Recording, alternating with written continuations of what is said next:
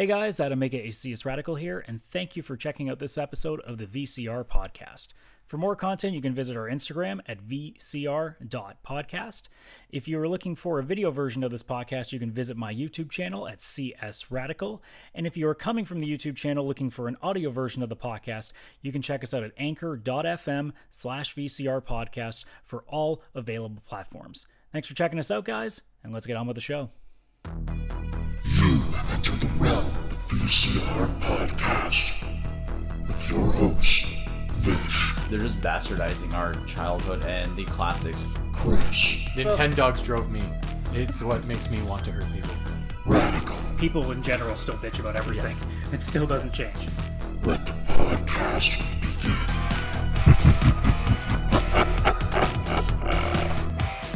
Hello, ladies and gentlemen. Welcome to the VCR Podcast, the only podcast that redeems itself in the moment the title is spoken. Adam, aka CS Radical, here with you guys. Jin and Chris, Views Vishal's here with me as well. I have a spicy fucking take to start off with this show, boys.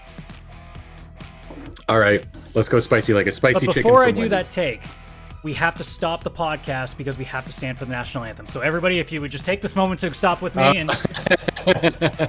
I'm fucking kneeling, okay? It would help if my headphones didn't get stuck to the chair. I don't want to move because then my microphone makes this sound. Madden'a. And if anybody's asking the question, how stupid does it sound to start a podcast with the national anthem? I know, isn't it stupid? But other than that, how are you guys doing? I like that intro. Great now.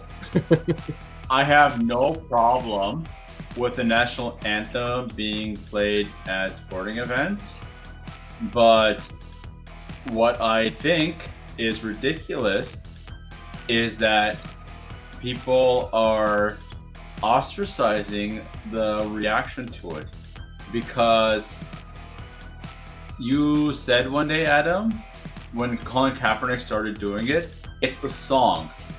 And in the end, it is a song. It's not disrespecting the country. It's just making a statement in a peaceful way. And Colin Kaepernick got shit on more than what the Proud Boys got shit on for breaking into the fucking White House. I just asked how you were doing. So, It sounds like he's doing great. no, I didn't know if we were moving on from this or not. No, I was just making a joke at the start of the show. I mean, realistically, I think we all can agree that it's kind of inconsequential regardless of what they do, but it seems pretty strange that when we are one of two countries that actually do it around the entire planet, something's amiss. And the fact that, like, generally speaking, reactions online have been mostly in our favor, which is pretty unusual because I thought it was going to be much more shitty than it ended up being when I was looking at various threads for the discourse. But generally speaking, anybody who is thinking, like, if you decide to not play the anthem, you hate America, it's like, no, we just hate standing up for 2 minutes for a pointless song that doesn't mean anything in a sports game. Because if you're going to do it at the sports game, I guess every shift we start at work, you have to stand up for the anthem. Every time you go to the grocery store, you got to stop and sing the anthem first before you go in there. Like, where's the line? It's just, we all know what it is. I'll two tell things. you one thing. The reason I think, like, I agree with you on this is because when you go to a Buffalo Bills game, at least 30% of the people at that game are from Canada. And again, it doesn't even matter. It's still like it could be 100% American. It still shouldn't make a difference. There is the northern area of America where a lot of the people at the game are Canadian, and the fact is, it's like I don't really want to stand up for the American national anthem. Well, and the reality is, too, the only two places that we know that they seem to be evidently done a lot is in schools and at sports events.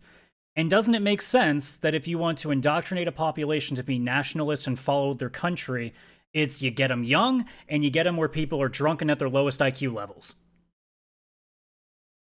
Sports. I'm just saying. Why don't we do it? Why don't we do it when we go to science museums? I understand doing it at national events like the Olympics. Yeah, 100%. What Formula One does, absolutely makes sense because they go all over the world. But a domestic league, Yeah, I know. I like the idea of doing it before going in a grocery store. My worry is one day I'll go and I'll hear national anthem, and without realizing it, it'll switch to the Russian national anthem, and I will become a communist. And I Look. know it. I have a great idea. Let's replace the anthem. Let's still play a song at the beginning of the game, but let's just make it something weird. Like, I know a lot of Canadians would just be like, immediately just do the good old hockey game. But wouldn't it be really fun? No, Vish, let me finish. I gotta finish my joke. Wouldn't it be? To. Will you let me finish my fucking joke? I'm letting you finish. I got something to. Then shut the fuck up and let me finish the joke. So wouldn't it be funny if you have some really random ass fucking songs? Like, please rise for the singing of Metallica's Seek and Destroy. Search it! I'm not gonna lie. I would stand and take my fucking hat off and hold it to my chest for fucking random bullshit like that. I would stand up and look at any flag you put on top of the stadium for Rick Astley's Never Gonna Give You Up. I would fucking do that.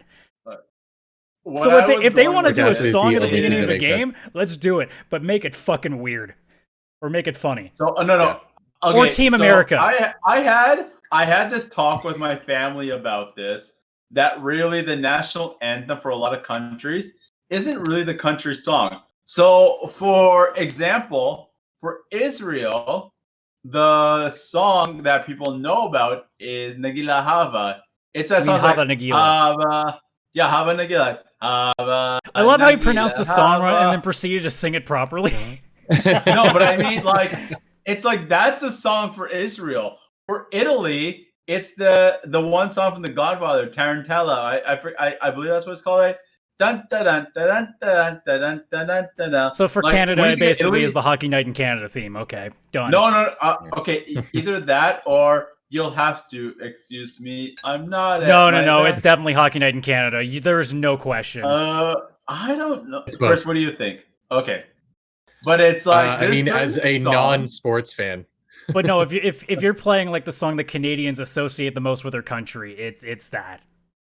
Yeah. So I'm saying like there are some songs that are like an unofficial national anthem for that.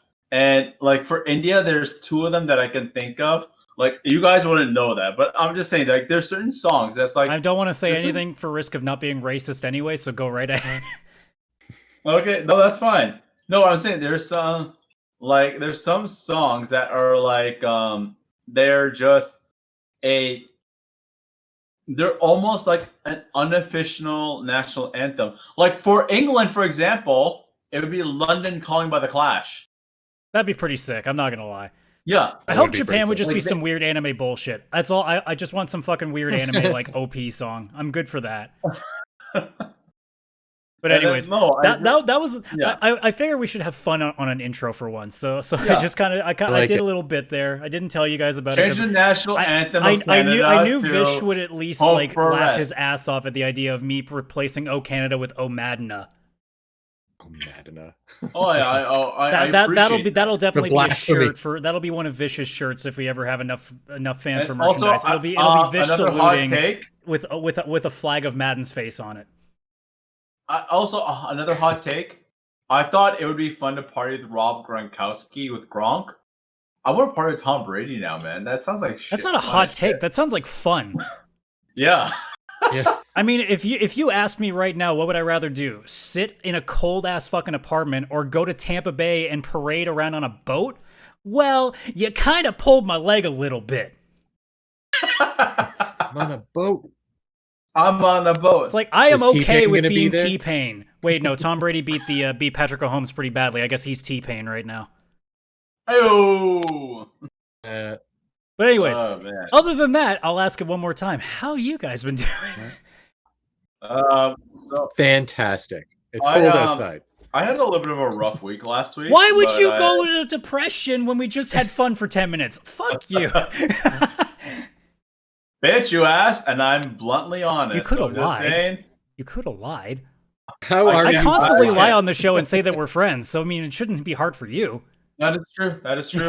But I'm just saying is that I had a little bit of a rough week last week. I'm feeling a lot better, and for one thing, I'll just say this quickly: if anyone ever disputes who the GOAT is, then it's not Tom Brady. You're a fucking moron. I mean, good luck getting to 10 Super Bowls in your career.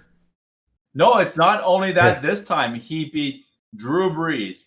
He beat fucking Aaron Rodgers, and he beat what's probably going to be the next Tom Brady, Patrick Mahomes. Well, here's the thing. Like, just to didn't quickly even quench beat the them. sports argument, I don't even think it matters who he beats. If you can make the championship game 10 times and win them, 7?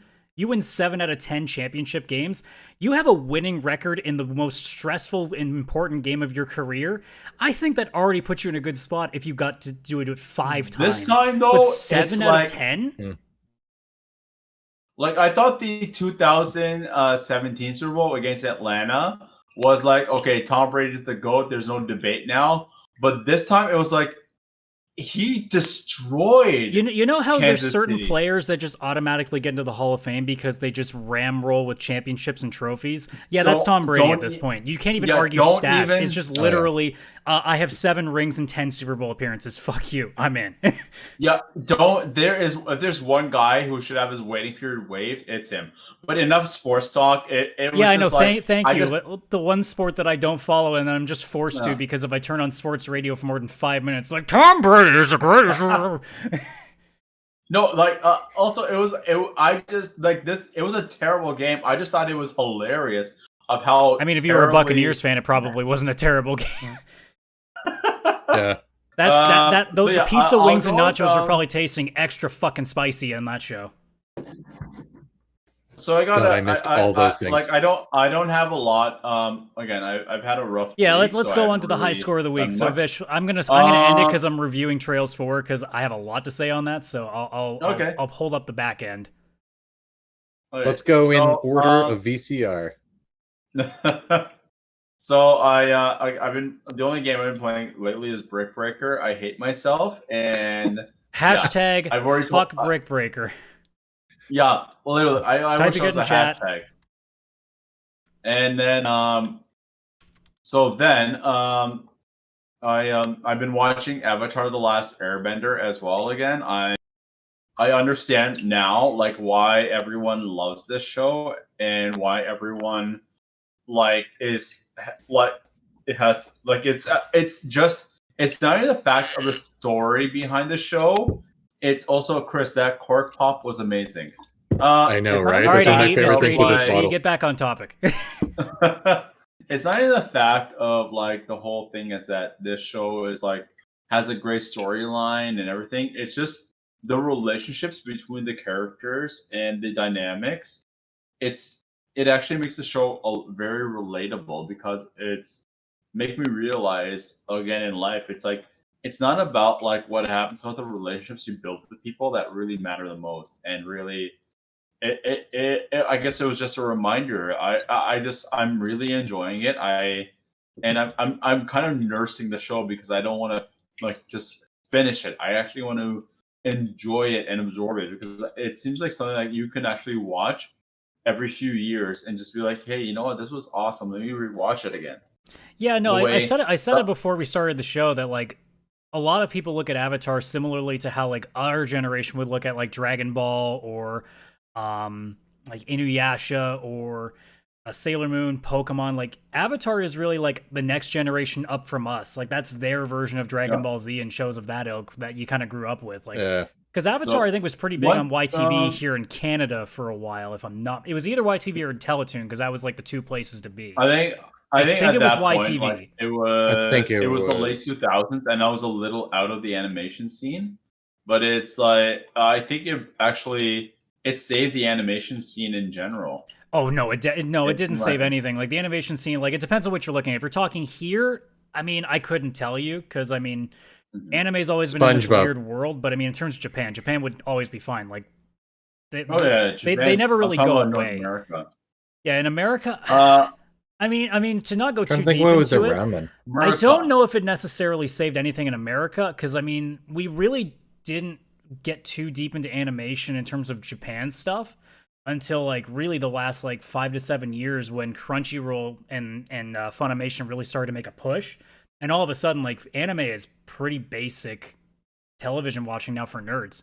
It's becoming, like a lot of people would watch like superhero shows like Spider-Man and X-Men when we were kids. Now a lot of people are growing up with Naruto, or I guess now it'd be like Black Clover or My Hero Academia. Like it's becoming the same thing now. Japanese anime is almost like our American cartoons growing up. Yes. Maybe.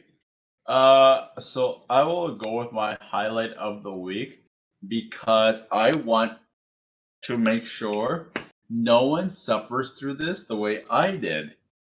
I decided to. I watched a movie on Netflix this week that I was waiting for, and I thought would have been a hidden gem.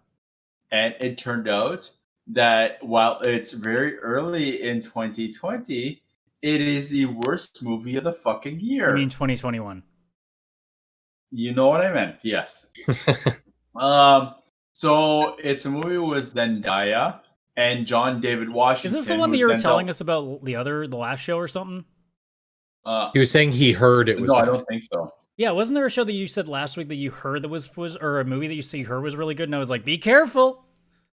No, I didn't. No, I didn't. I don't think so. But Well, Chris remembers, so I think I'm right. It could be. It was. It's also starred John David Washington, which is Denzel Washington's son. Yeah, I'm positive we talked about this. What was the name of the film? It's called Malcolm and Marie. Yeah. Oh, yeah. Because you said Marley and Me the first time. I totally remember this. Okay. And I warned you. I said, "Hey, be careful. It might be. my- It might be like Chris's. What was that fucking shitty rom-com movie called again? I don't want to even Holiday. talk Oh about my the God. holiday. Chris, Holiday.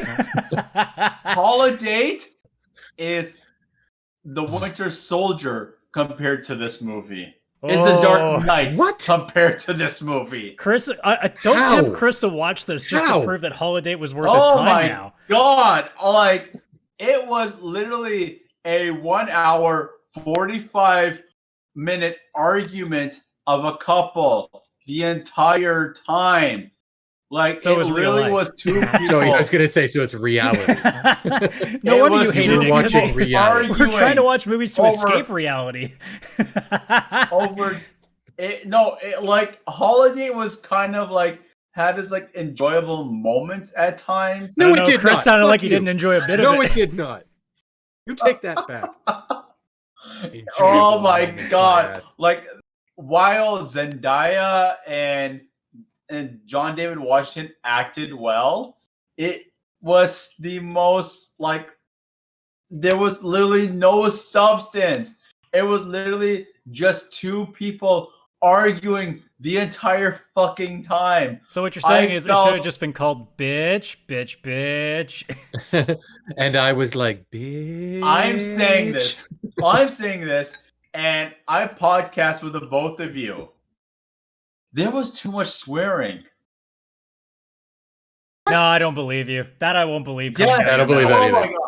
There was one So again, point it's a real that argument. Gaia said cunt. I would 5 think you mean times. there was too much swearing minute. in a movie that really didn't need too much swearing, because there is no such thing as too much swearing. Inglourious Bastards needed more swearing. No, okay. Sure. I'm so happy you mentioned that because I lost my thought on that. It was a bad. It was if Tarantino made a bad rom-com or romance movie. It literally was just two people arguing and talking the entire time. I feel like if And Tarantino made a rom-com, Oh my it would be God. amazing. I'm not gonna lie, that sounds awesome. Yeah, it actually you have a point. It was like if Tarantino made a love story. It was just two people yelling at each other for almost 2 hours. And I literally, and the only thing I'll say, Zendaya and John David Washington did a great job in the acting part of this movie, and it was So the script filmed in- sucked. No, like actually, it did. It just, holy fuck. So I'm gonna ask the ultimate question then: which was worse, this or the Last Airbender? Ooh, You know what I it got is? him thinking. I will go with the Last Airbender because Okay. we watched that movie in theaters and we paid money to watch it, and it No, was no! just Don't give me your bullshit outside reasons. Just as a movie, which one's worse? Because technically, you paid to watch that movie, probably because you probably saw it on Netflix or something. Yeah, I did. So technically, you paid for it. Oh, Now he's fuck. really thinking. I think you broke him. You know what? I will actually go with The Last Airbender. Good answer. Because the nerds will be happy to hear that. Malcolm and Marie had no source material, where The Last Airbender had a fantastic source material. So it was a bad movie up against a bad movie that ruined childhood memories. Okay, that's 100% logical. In all fairness, when The Last Airbender came out, I was definitely not a child. I was in my late 20s. Yeah, imagine watching the Last Airbender series and then watching the movie now. Like, now that you've really enjoyed the animated series, imagine watching the movie now.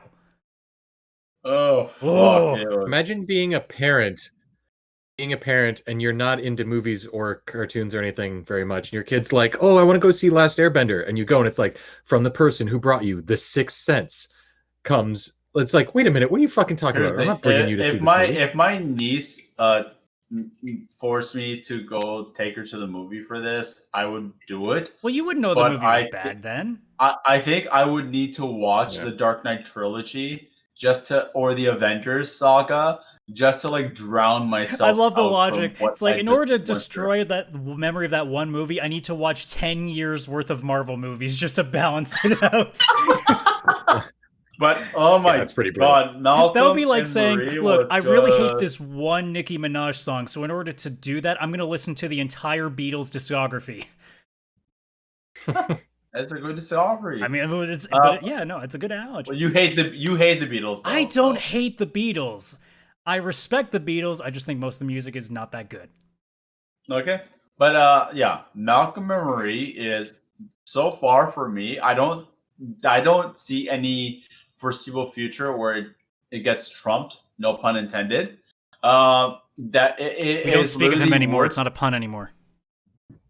It is literally the worst movie of 2021, and I fucking hated myself. I mean, to the point, 30 minutes in, I was like, how much is left?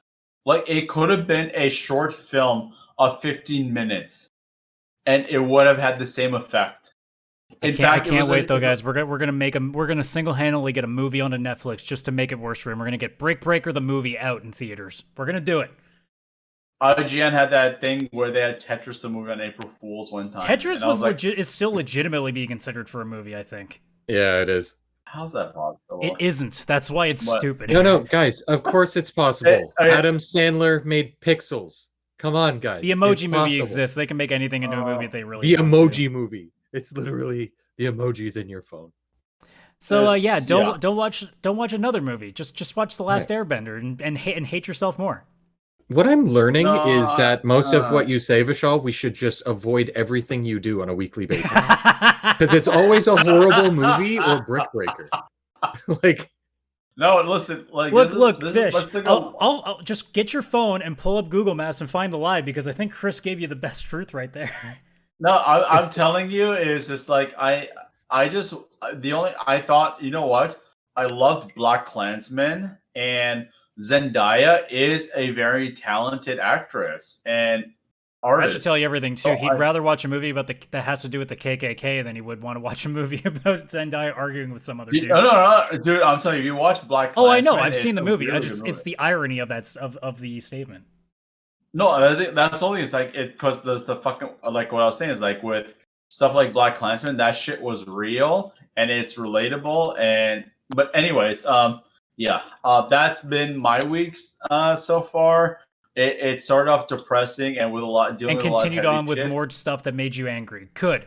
Oh, way to go, buddy. God, yes. So Chris, what's your actual high, as in positive highlight of or high score of the week?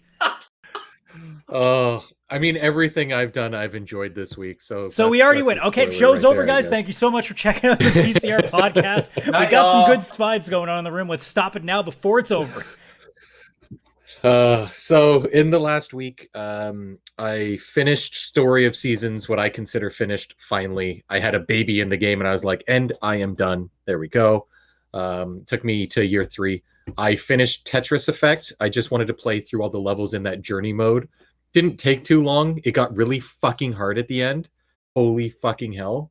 You have to, instead of getting the normal, I think like 45 or 60 lines, Tetris lines to clear, there is fucking 90. And it gets really, really fucking fast. And then when you think it can't get faster, it's like, fuck you, amps up the music, amps up the speed. Like, I just kept dying, especially when I only had like 10 lines left. It was ridiculous, but still highly recommend So with that those game. two games, since you finished them, just to quickly rattle them off, what would you give the scores for those two until now that you finished them? Story of Seasons, I would give... it's hard to rate that one just because a lot of it comes from nostalgia for me, and that's... it's a brutal, like it's a powerful drug, right? I would say though, somebody who's never played that type of game, but they're interested in that type of game, I'd probably give it an 8 out of 10, something along those lines. It does have crafting and stuff in there, but I mean, if you've ever played Stardew Valley or Minecraft or anything like that, they're obviously better than this one because it's a Game Boy Advance game, just with the graphics amped up.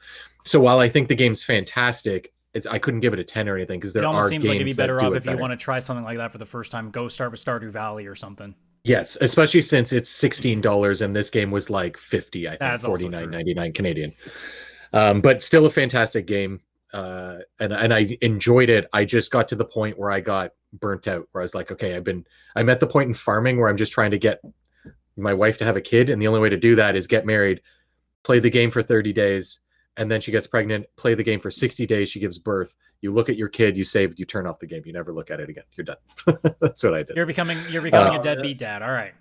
I've become the deadbeat dad, but also running a successful farm. But I mean, I guess if you never go back into the game, technically you've become a dead dad. Oh, God damn it. What that's is it with a good Japanese one. games and dead parents? God damn it. So I'd give that. happened in Ghost of Tsushima. Yeah, Japan. Well, Hashtag actually, this spoiler comes alert. from America, so it doesn't count. But Japan still loves their dead parents in true. anime. God damn, Yes. they do. Tetris Effect, I would give that also an 8, just because it's kind of a short experience. It only has a certain amount of levels, and once you're done the levels, even though there's a bunch of other modes, like you go in and you can actually see the whole world, and you see everybody who's playing has an avatar floating around the world, and they're like whales and shit in the sky made out of light. Like, it's really cool and all that, but you're still playing the same music tracks as the like 25 levels in the journey mode. So there's no other benefit besides just like doing it at time attack or endless mode. How long can you survive? Like that kind of stuff. If they had more levels, if they had more music choices, or just some random mode where you could go into a level and it would put random music tracks with like the random visuals behind and everything, I think it would just get a higher score. Only because, again, after the 25 levels, I found no reason to go back. I didn't even have a desire to go back and get like double S rank on a level or anything like that, because I found, again, this game more about the musical experience than actually just playing Tetris only. For competitive Tetris, I find other versions Tetris, especially handheld, to just be better. So that's those two. Yeah, and the Tetris theme is just not there. Because it's all like rave music and like actual like lyrics and vocals and stuff too. But yeah, the Tetris theme just didn't fit in there. Or if it did, it's so subtle, I didn't hear it. So I guess that's another reason to almost take a point off. But yeah, besides those, I also started playing Doom, the 2016 version.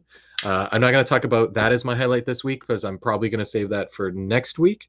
And I'm also not as far as my actual highlight game, which is Tales of Vesperia, or Vesperia. I'm not exactly sure how to say that. This is the definitive edition.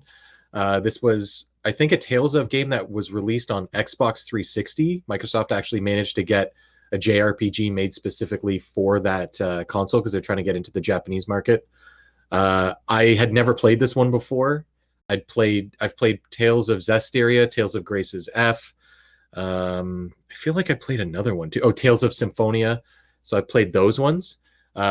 This one is the definitive edition, so they cleaned it up, made it like, I don't know if it's 1080p or 4K. It's hard to tell the Tales of game because they look so cel-shaded. What generation was this game from? This came out on 360 originally. Yeah, Xbox 360, but it just came out again, I think 2019. It looks very PS2-esque. Yeah. I mean, a lot of Japanese Tales of RPGs. games. The way that Yeah. a lot of Japanese RPGs that aren't Final Fantasy, they're always one generation behind graphically because they put so much more into the story, the voice acting, Yes. and the game than the actual graphics. Yeah, Like Final like Fantasy will I'm pour okay on with the heavy 4K shit, but most Japanese RPGs, mostly because of budgetary issues too, they don't usually go very high in the graphic department because they can't really afford to. Yeah, these ones are a lot like a living anime. I say always, where it's the graphics aren't meant to be realistic and blow you away. It's almost just like the anime that you would watch has come to life, and you're just playing it. Because even when they have like the millions of cutscenes in the game, they're all rendered in game. There's only the few ones that are actually like hand drawn anime cutscenes, and those ones are great. But I mean, all the in engine cutscenes that show up are beautiful. But again, in the sense of like a cartoon that's come to life. It's kind of like with the South Park games. The graphics aren't blowing you away. It looks like an episode of South Park just brought to life in the game. But yeah, I've never played this one before. But the definitive edition just came out, I think 2018, maybe 2019. It came out on PS4, Xbox. It's even on Nintendo Switch, which is where I was possibly going to get it. I originally was torn between getting this on Switch and PC. PC just because obviously I'd be able to get like the best resolution and all that kind of stuff. But then with these games being as big as they are, having it portable on the Switch, it's kind of like that will help me beat this even faster. But it was on Game Pass, so I was like, okay, you know what? I'm going to load this up on Xbox.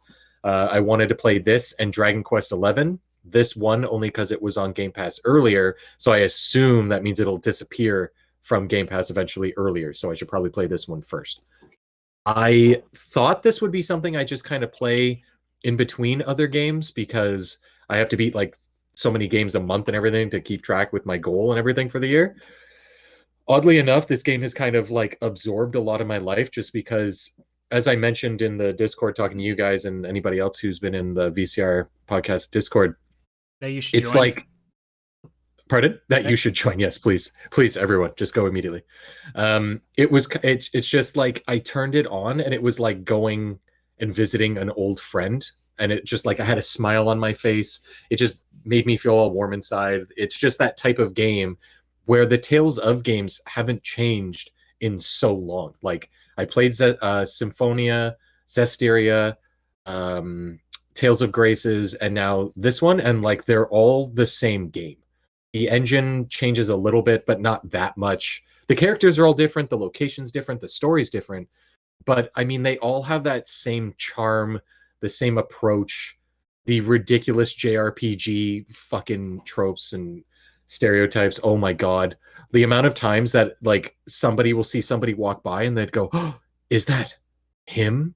And then somebody be like, who? And it's like, sorry, never mind. And it's like, what the fuck? Stop doing that. Stop. No one talks like that in real life. I'd be like, bitch, tell me what the fuck you just saw. Like, I'm not just gonna be like, oh, okay, it's probably nothing.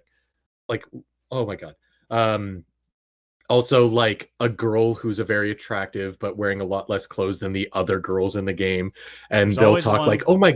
There's always one, and she actually had like armor, but then they have to take off her armor, and she's basically in a bikini. And she actually is.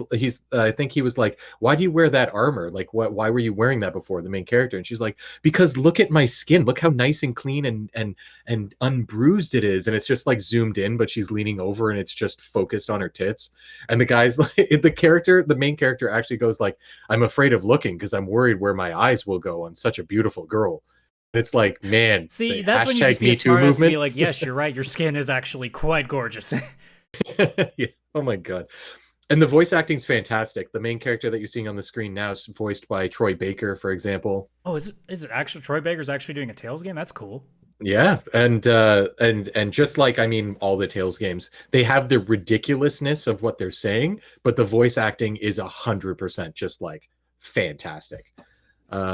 I'm 15 hours in, and I think I'm about 37% done the story when I did the calculation.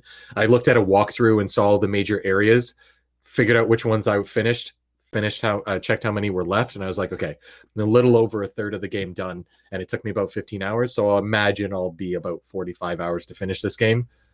as per usual. Yeah, the average time for like main and extras is about 60 to 70, and then completionist is like 120, but I don't know if you're going to go that far.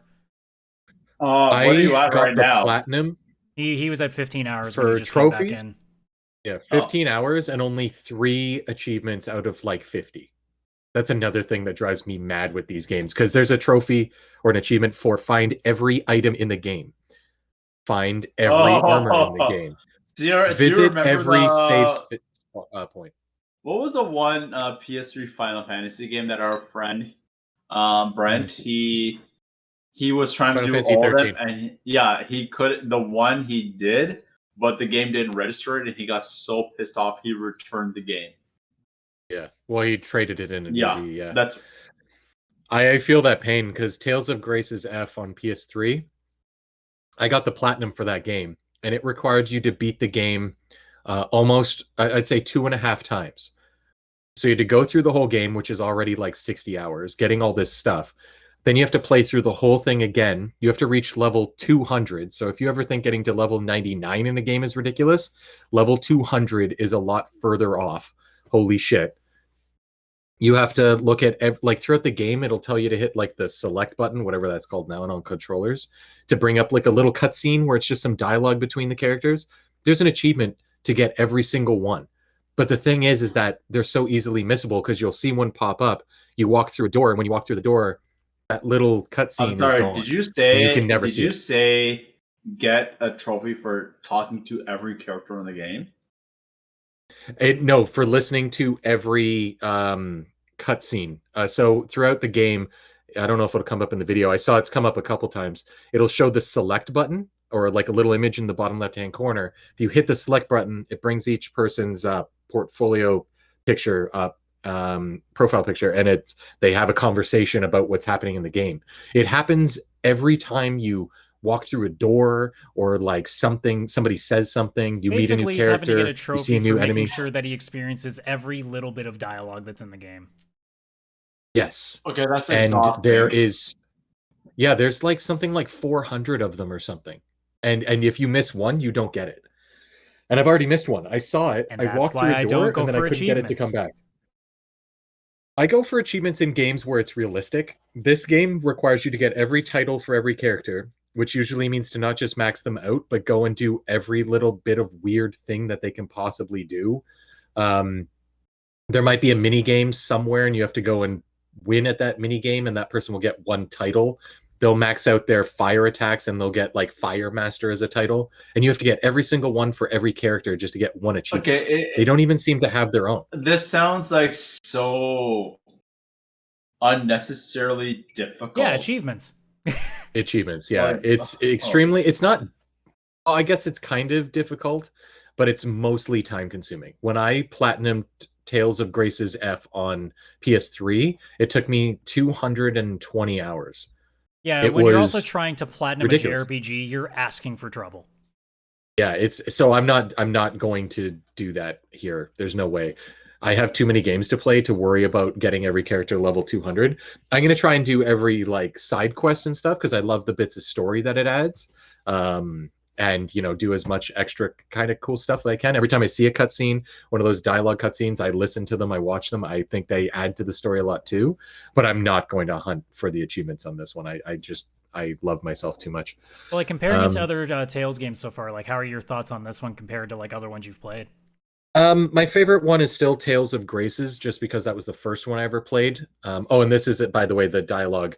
If you're watching the video version of the podcast, this is the dialogue scenes I was talking about that pop up. This reminds me of Metal Gear Solid when you're talking on the Yeah, it's similar to Codex, although it's not like over radio. It's just in person. Codec, yes. It's just their way of doing it with like avoiding like an actual like cutscene. Yeah, and every single one of these are funny. They make every single one comedic. Like, it's crazy. But yeah, Tales of Grace is still my favorite one, because again, it was my first, and it was just like such a good game that like it blew me away that type of JRPG existed, because it reminded me of old school with this like action style. But I would have to say this is possibly my second favorite, or at least tied with Tales of Symphonia, which is very well known for being a really, really good one from the GameCube. Yeah, like just the voice acting, the story's been really catchy. At first, when I was playing it, I'm like, okay, cool. Like, I'll play this on the side. And then just a few things happen in the story. I'm like, nope, this is what I'm doing now because I need to know what happens next. And every time I think I'm not going to come back to it yet and I'll go play more Doom or something, nope, something else happens in the story because it's like every 2 seconds. It's like you go somewhere and they're like, oh, we're going to have to go check out this forest. And you get there and then something big happens. You're like, what the fuck? It's like when you binge a show and you're like, all right, I should go to bed because, it's a decent time. This will be my last episode. And then the episode ends, you're like, fuck, I got to do one more. Yeah. And that's this game for me. Again, I'm only 15 hours in, but that's just since last week.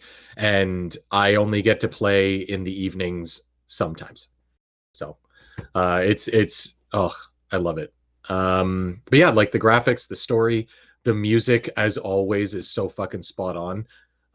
It sounds just like all the other Tales games. So it's probably the same composer for each of them, but yeah, it's like going to visit an old friend, like I said, and you know what you're getting into. And if you liked it the first time, you're going to love it again because they've basically given you the same formula, just with different characters and in a different world and a different story. But it's not like Final Fantasy where every game changes a fair bit, like going from Final Fantasy 10 to 15, two completely different games.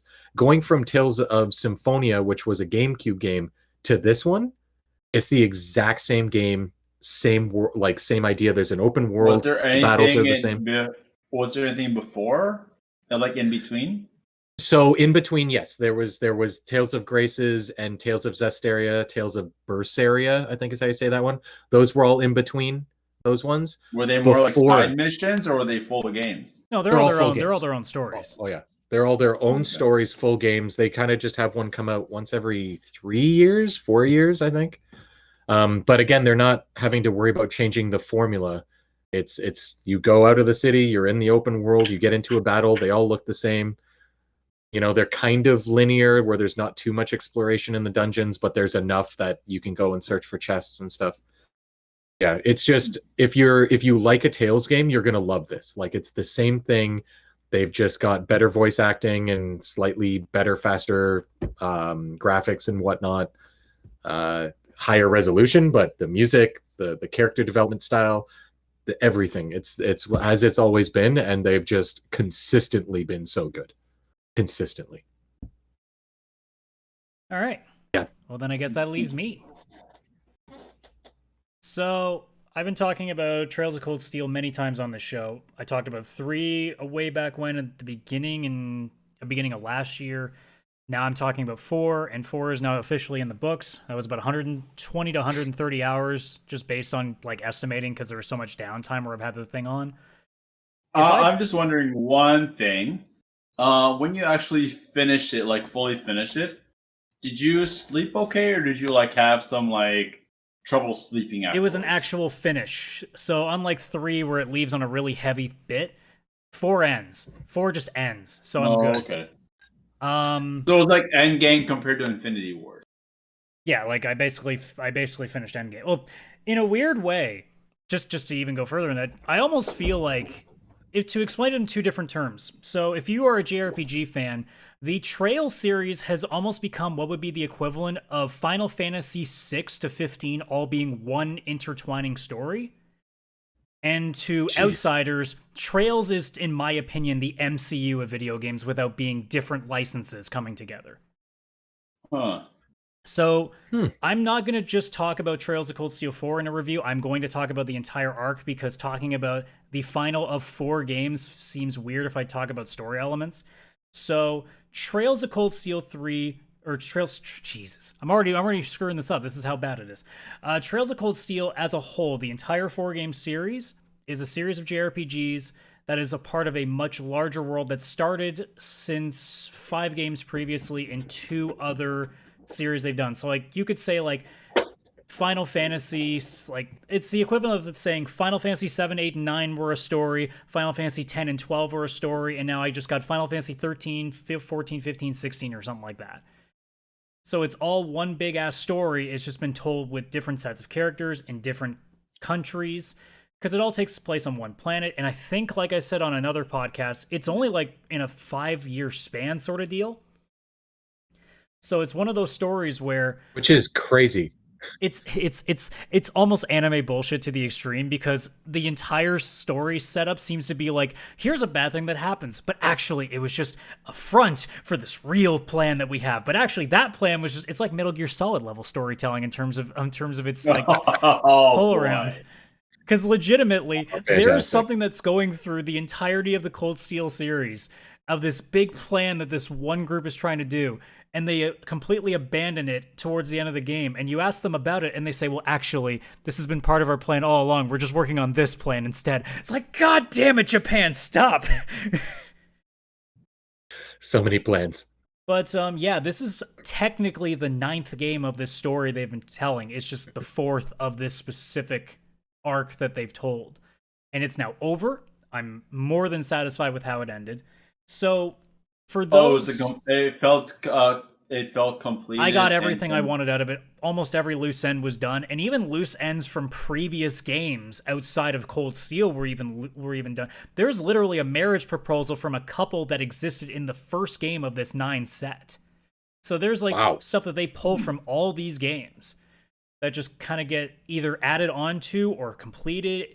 So if you're somebody that plays all of these games, you got more than your money's worth out of the resolutions here. But did you have to play all the games in between to really that's the get the feel? Point that like the hardcore fans will debate. Anybody who's deep into the Kiseki series, which is the Japanese name for this entire series, they all think that you have to play all the older ones to like it. I say, guys, it's really hard to sell people on a new series when you tell them, if you want to enjoy this 4-game series, you have to play 5 other games before that. Also, 2 of them technically don't exist in America, so you have to find this weird workaround to get fan translations. Some people are just going to listen to that and be like, I'm not fucking touching this. So I say, if you have the time and dedication to put to something, sure, go and play the other 5 games before that. Check out Trails in the Sky and Trails to Azure. Do all of these games have a very lengthy, like, they're JRPGs, so yes. Okay. Yes. 100 hours each. So if you are going to put in the dedication, sure, go and do it. But if you're like me and go, I don't know if I want to already automatically put 500 hours into something before I can enjoy this thing that I thought looked cool, you can start at Cold Steel, and the first 2 games don't have anything to do with the previous games. It's its own story for the first 2 games. 3 starts introducing everything else. If you get to 3, you can go YouTube stuff, because there are a lot of good content creators that summarize all that shit for you. There's plenty of Wikipedias, or Wikias, I should say, that you can get all the information you want. Anytime that I had a complication, like I didn't know who this person was, I just Googled it, got the information. I'm like, okay, I get it. You don't have to. It's just beneficial more to you if you do, because you're getting now 9 games worth of story put together and closed in some cases. So I get that. The general consensus that they all say is you have to play all of them. I say, look, if you only want to start here, there's nothing wrong with that. Just do a little bit of research when you get to 3 so you don't feel lost, because there is some stuff that made me lost, so I had to look it up. So you haven't played all 9 games in the series. I'm tempted now to go back and maybe play them at some point if I really want to, but I'm not going to go out of my way, and I don't feel like I had to. What console generation were those ones on? I don't even know. I think they started on Vita or PlayStation Portable. I don't know if they were ever console before this. I think they might have started out as portable games. Have you played the Trails in the Sky? I tried, and I didn't get into it right away. I think that's just because, again, my brain... I listen to a lot of music, and I find it really hard to listen to stuff from the 70s backward because it doesn't sound remotely as good. It's the same with gaming now. Mm-hmm. If it's nostalgia, it works. But if it's a game that I've never played before and it looks old as shit, it's really hard for me to get into. I've just found that that's what happens with me. So, like, if somebody suggests to me to go back and play, I don't know, fucking... let's just say Siphon Filter. Because, like, let's say a new Siphon Filter game is going to come out down the road, and they go, hey, you should probably play the originals. I'd try, and I'd be like, dude, this is archaic as shit. I can't do it. I'm not saying Trails in the Sky is archaic. I'm just saying graphically, my brain immediately thinks, oh, this is too old. I don't know if I can do this. Yeah. Siphon Filter is awesome. 2, that's not the point. I think at this I think at this point they have to reboot Siphon Filter. That has nothing to do with what I just said. I'm trying to review a game and you're trying to tangent me. Fuck off. Okay. But yeah, no, like I if you want to start with Cold Steel, you're fucking fine. I hate the people that are trying to gatekeep by saying you have to play a certain thing. So to talk about the games themselves, so the gist of it is that when you start from the series onward, you start as this young kid who is getting enrolled in a military school with a bunch of other people from different like classes, and I don't mean classes as school classes, I mean rich, poor, middle class, like all that stuff. Because normally this military academy separates it. So there's, I think in the game there are 2 noble classes and 3 lower, well, I wouldn't say lower, well, I guess like the not noble classes. And they make this class called Class 7, which is a mixture of everybody, almost as like this social experiment. It's almost like they open the door to like black kids being involved in white kids. Like it's almost that equivalency.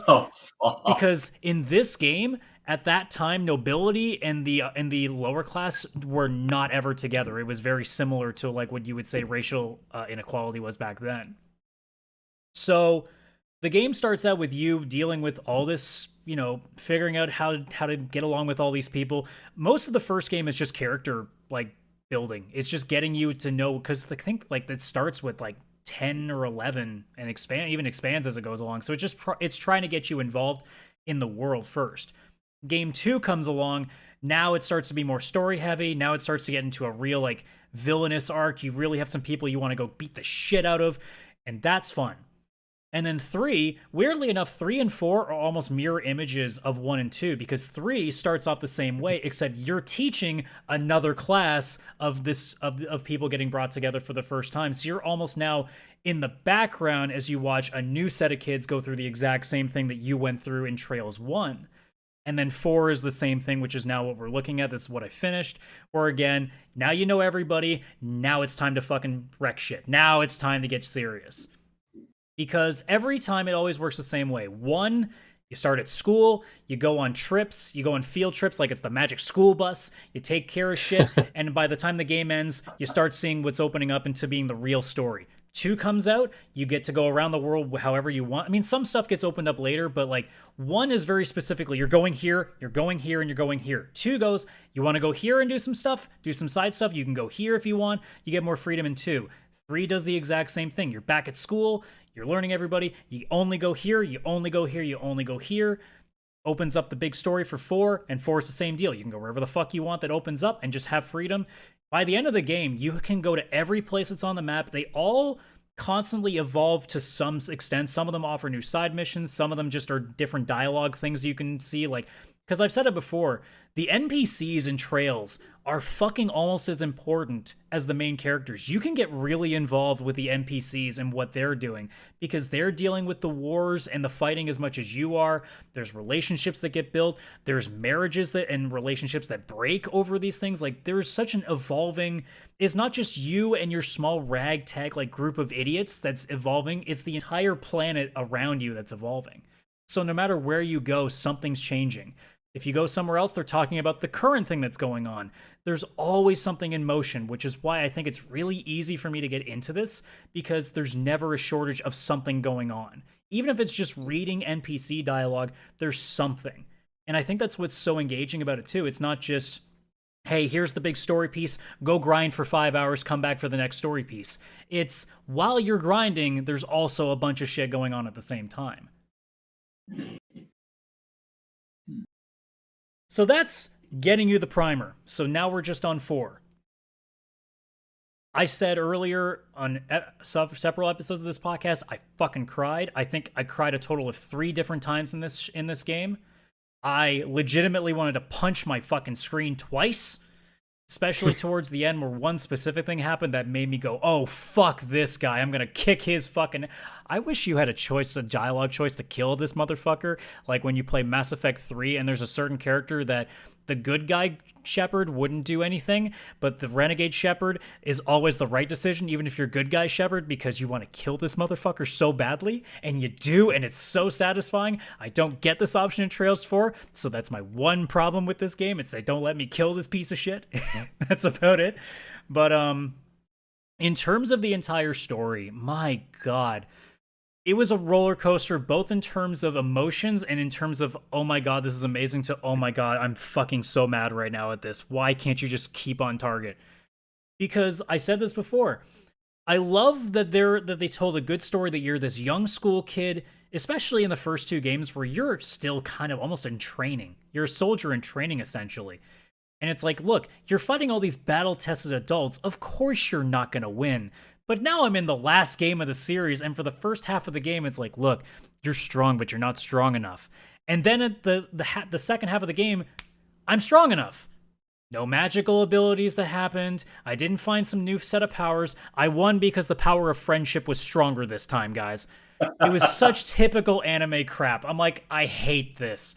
I love this story, but I hate how I'm suddenly stronger now. So, but by the time I get to the end of the game, I'm basically, the difference is, I guess I'm a level 145 now instead of a level 130. I guess that mattered. I guess those 15 levels really made the difference. Because all of a sudden, all these people I struggled to fight, look, I'm beating them, and handily. How is this possible? Friendship. How many levels are there for a character? I don't actually know. I didn't max them out. It might be 200. It might be 150. I'm not sure. I think when I maxed out, I was 149. I think that's where I ended.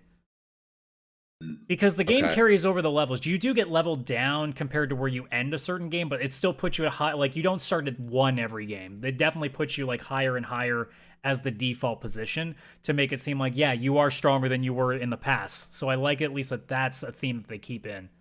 So, but if you finish the third, So no, Chris, go ahead. I mean, I'll just finish this off, and then if you guys want to ask a bunch of questions, I'll do that, because I just want to quickly tail it off. Yeah.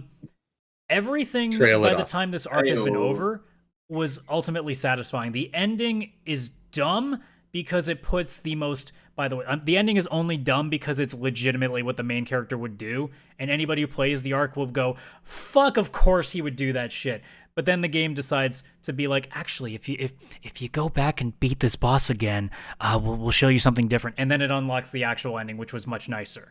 Because the original ending that it sticks you with is not satisfying. It hurts. It fucking hurts. That you saw me in the Discord chat when I was talking about it, being like, I fucking hate this game. And then it goes, oh, by the way, you get the secret ending if you beat him again. And I'm like, I hate you, game. I don't want to fight this boss again, but I will have to experience the better ending, and it is a much better ending. But the entire arc as a whole, the 400 hours that I basically put in this game, really made me remember why I love JRPGs so much. A lot of people will remember back in the PS2 era when JRPGs started to get pretty stagnant. Like, after Final Fantasy X, the JRPG scene boomed because people realized that making 60 to 80 hour RPGs just made you shit tons of money now. So there were so many games on the market. The problem was so many were horrible because they were really crappy RPGs that put a hot anime girl on the cover. They basically were just like, look, here's some tits on a cover. That should get you to buy this game. And it worked for, horny teenager Adam quite a number of times. I'm really ashamed to admit that.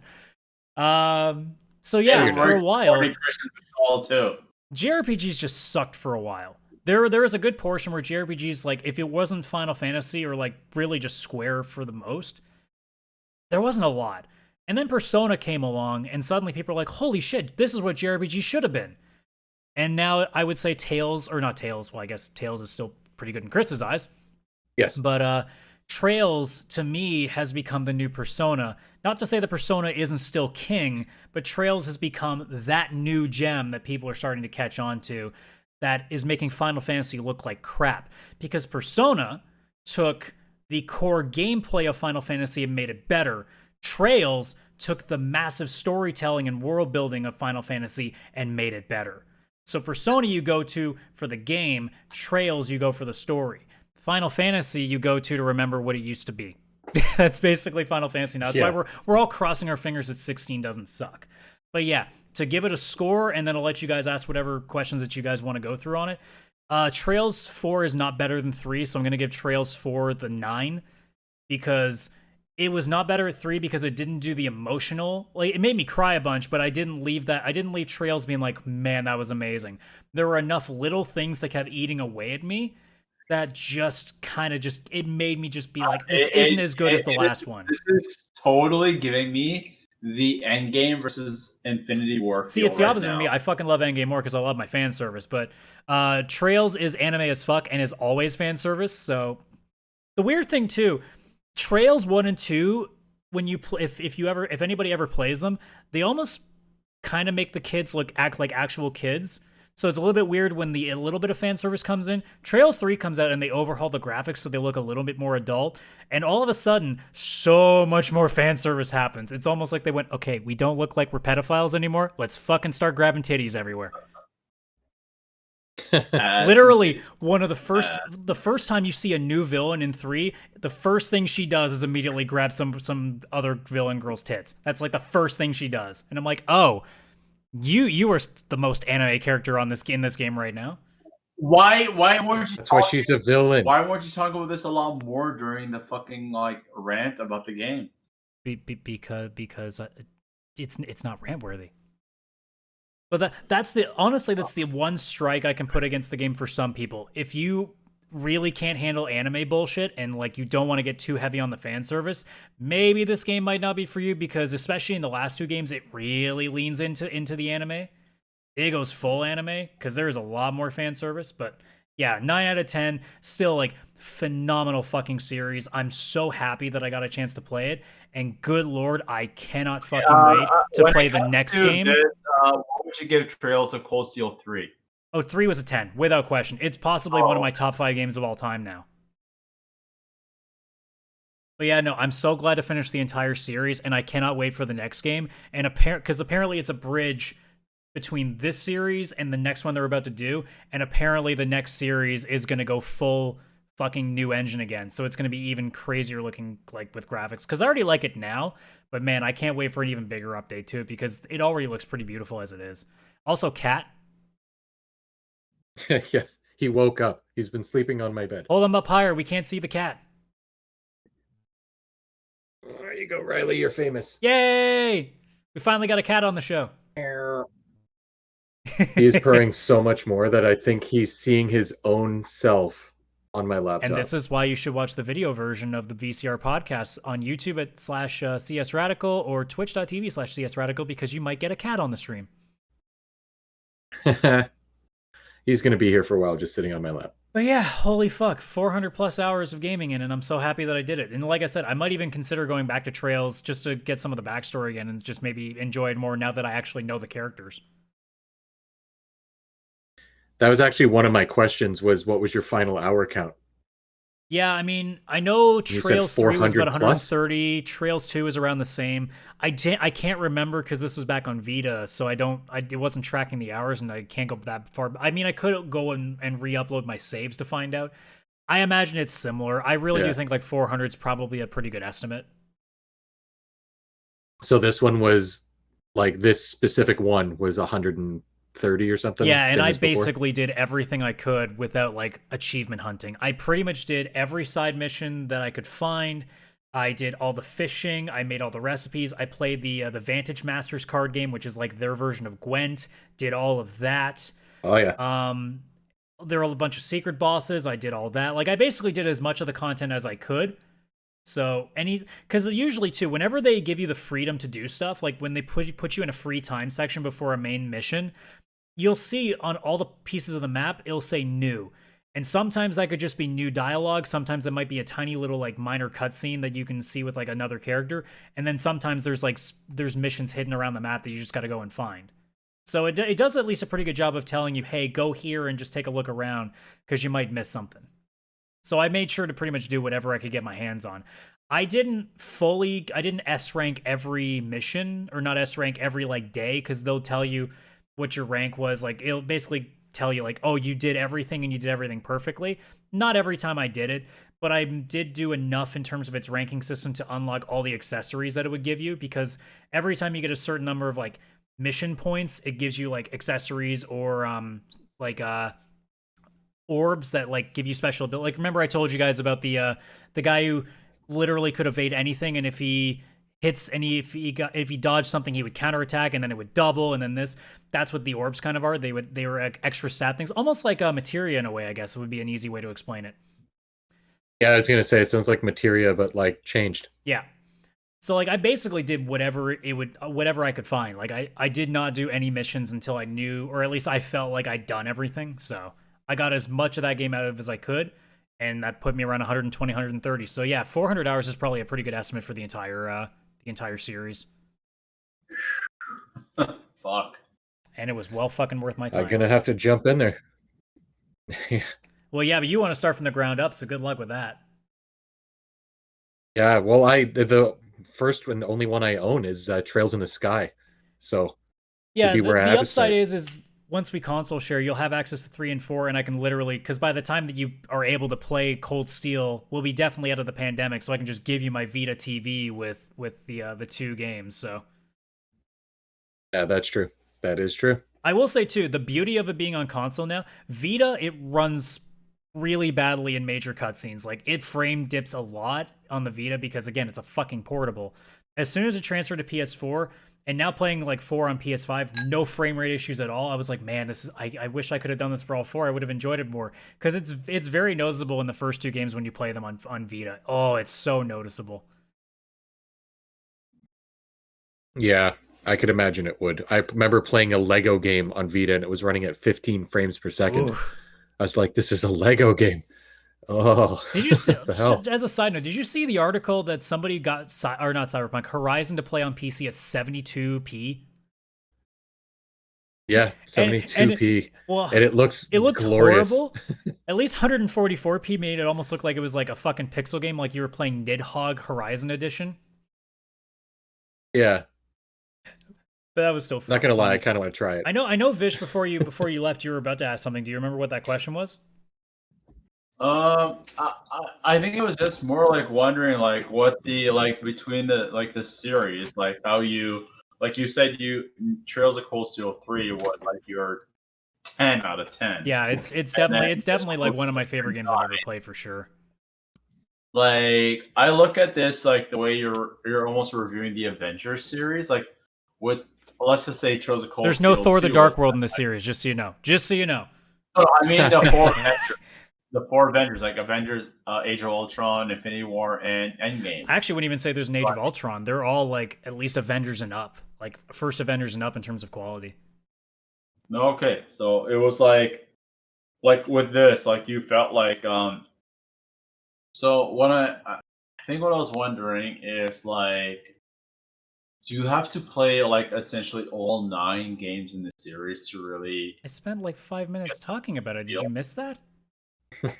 Maybe, yeah. To summarize it, the community thinks you should, but I don't like the idea of telling people that they need to play 5 games, 3 of them which are on different hardware, and 2 of them which technically aren't even available without fan translations, and it's kind of complicated. So I tell people, look, just play Cold Steel. If you really are interested in the series, just play Cold Steel and Google what you need to. Like, you honestly can get away with that.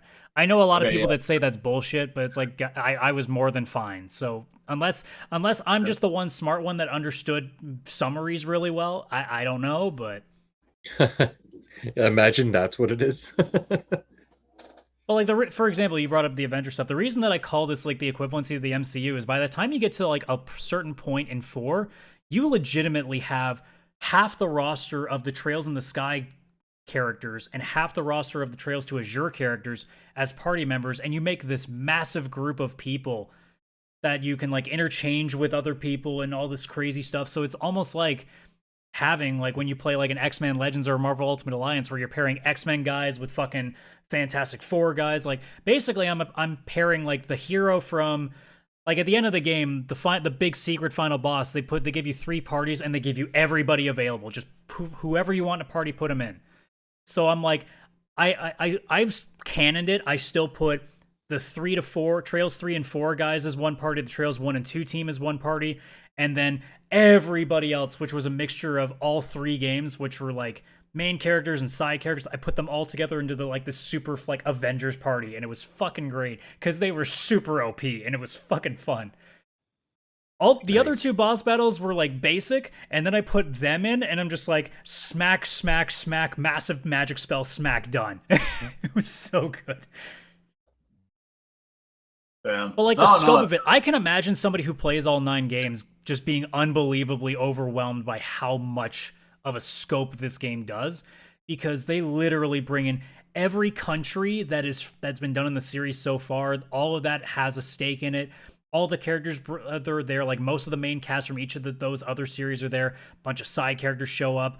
Most of the characters even just mentioned, and not everybody's there, but they're mostly mentioned. So if you play the entire series, you're getting your fix too from your nostalgia. Like, it's like if you were playing a Final Fantasy game and they went back and mentioned Cloud in like Final Fantasy 16 somewhere, like it was a legendary hero back in the day or something, right?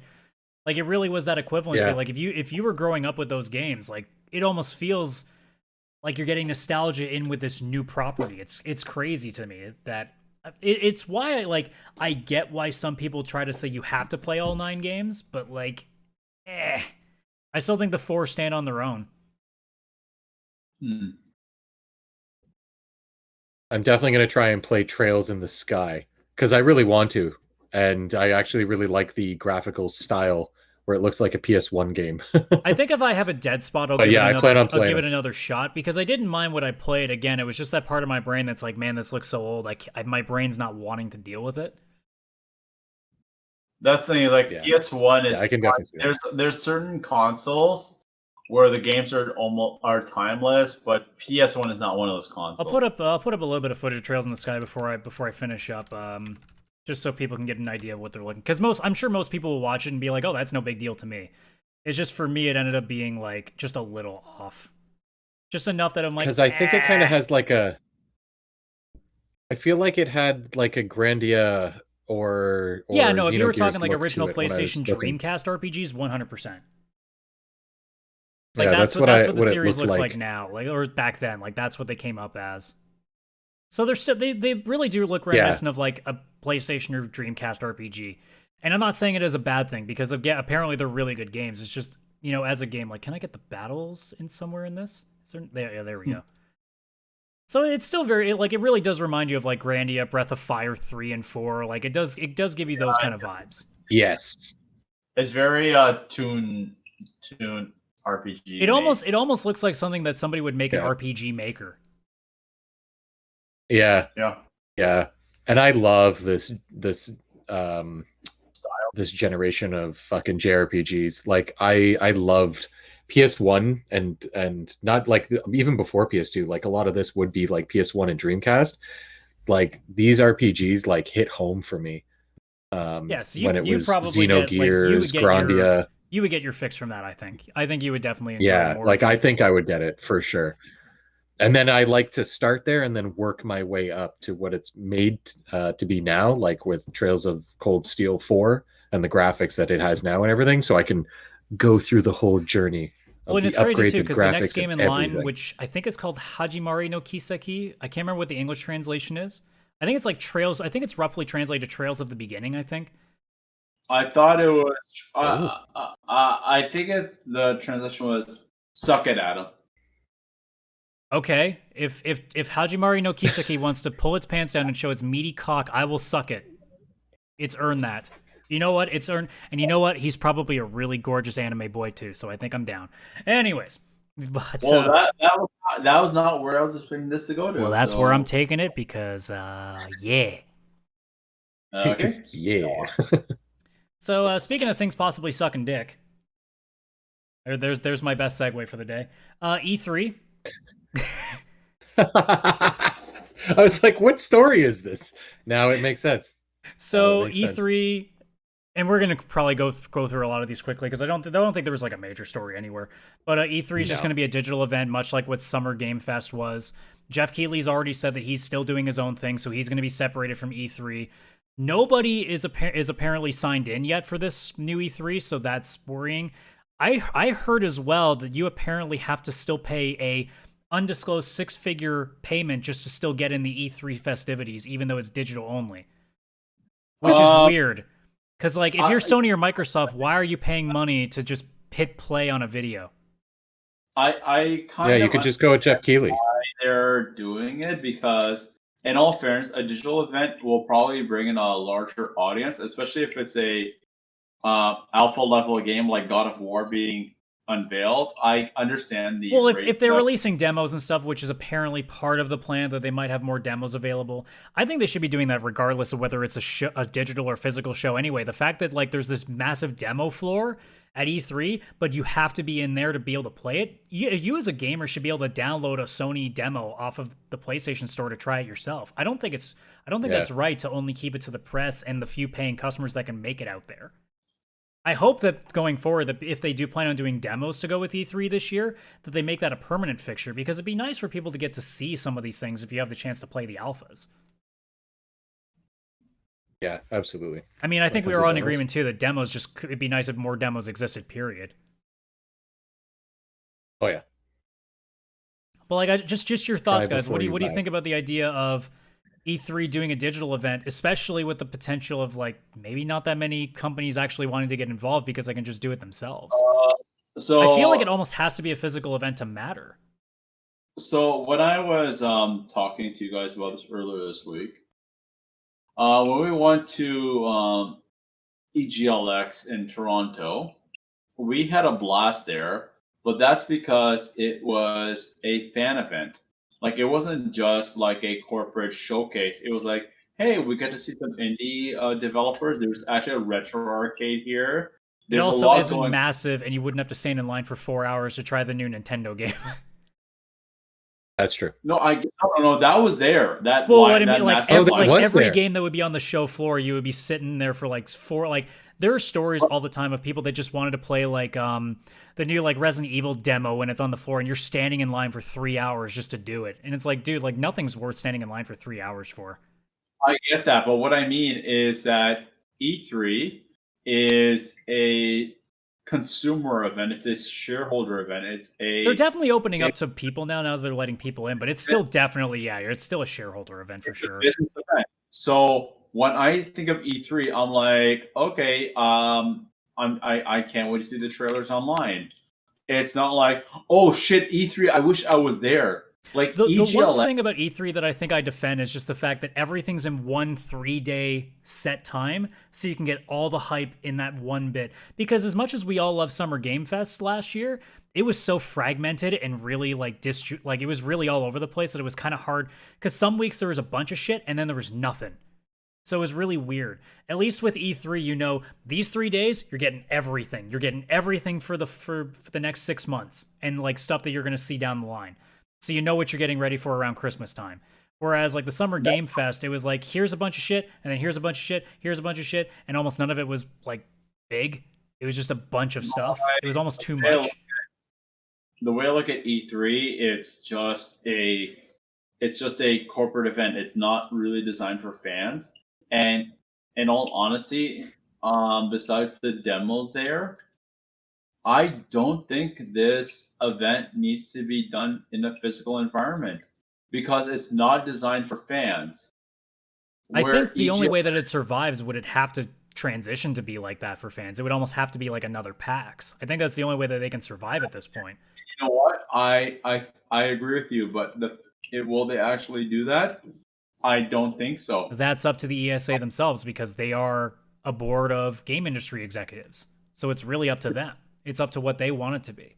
If they want to be able to make money off of it, you transition it into a fan event because I think people are getting tired of the format because, like you said, it's just trailers. Like we can just wait for the VOD and just watch them whenever we want. We don't need to be there for it, especially when they're not giving you anything. Like they're not giving you demos. If this digital event is doing that, then maybe there is an incentive now that people pay attention to E3 because now they can know, oh shit, this like here's the trailer for this game, and they'd be like demo out now, and like all of a sudden on the PlayStation Store there's this demo, and you're like, oh shit. Then it gives you a reason. But like otherwise, it's just trailers. Like you don't have to watch it that day. You can just wait for IGN or whatever other place on YouTube to just post all the trailers separately, and you get your fix that way. And that's my thing with E3. Before, like when we were younger in high school, like, man, I wish I go to E3. Man, E3 sounds awesome. As we go to older, like, oh, E3 is just a dick measuring contest. It's really what's gonna happen when they have a digital stage? Like, are they gonna Photoshop a McLaren F1 car on the fucking stage just to make it seem like it's still a normal E3 show? Wait, what is Ubisoft? Oh man, Ubisoft's dance number is gonna be even better because they're gonna have proper fucking like video formatting for it. They could make a proper like music. Yeah, they video could for do the that dance really number. well. I'll tell our listeners who are out of Canada, EGLX is a gaming convention that happens in Toronto annually before fucking Corona.